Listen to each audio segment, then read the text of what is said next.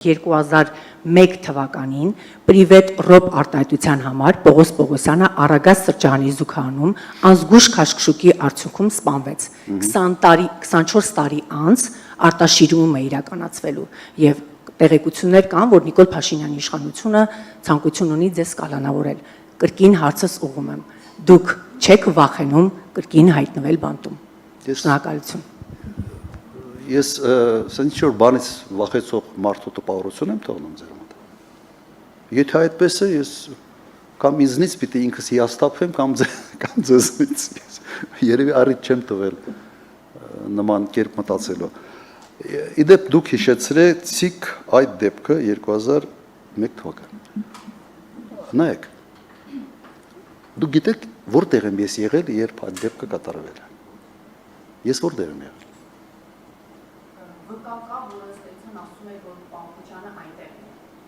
Ես մեր տունն եմ եղել։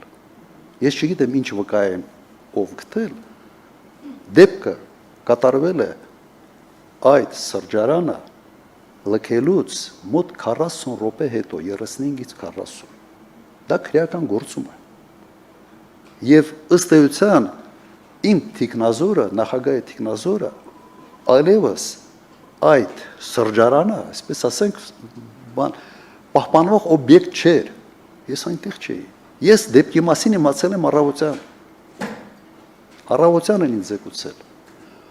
Պրիվետ Ռոբ արտահայտությունը ես չեմ էլ լսել։ Ես չեմ լսել։ Ուղղակի հիշեցնեմ նաև մեր հանրությանը։ Շարլ Ազնավուրի այցն էր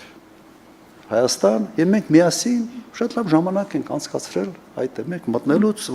ոտնկայից մարդիկ ծափահարում էին, դուրս գալուց ես ընդհանրապես չգիտեի թե ինչ է այնտեղ կատարվել։ Խոսքը նրա մասին էր հետագայում ինձ իհարկե զեկուցել են, որ ինչ որ մի քիչ քեֆ ավելի լավ վիճակում, ինչ որ վիճաբանություն ա եղել թիկնազորի մեկի հետ։ Մեկի հիմա չեմ էլ ուզում այդ անունները տալ։ Եվ դրա արդյունքում ինչ որ կոպիտ ասած այնց ռազմորկա եղավ իրար հետ եւ այդ միջադեպը կատարվեց։